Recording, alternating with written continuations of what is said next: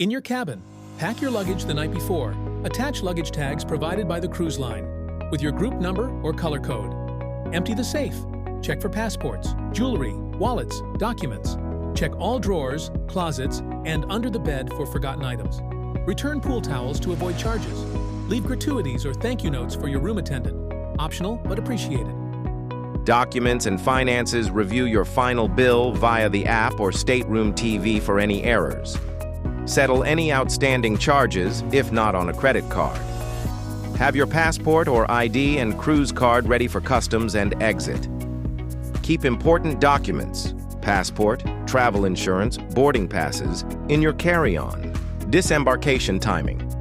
Guide check your assigned time and group disembarkation times and group numbers are usually announced the day before arrival. Be sure to note your assigned group and time so you're prepared.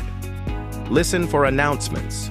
Wait in your assigned lounge or designated area until your group is called over the ship's PA system. Avoid crowding the exits early. Have breakfast early. Dining venues get busy on departure day. Aim to eat early so you're not rushed before disembarkation. Vacate your room on time. You'll need to leave your stateroom by the posted time, usually between 8 a.m. and 8:30 a.m. Take all your belongings with you.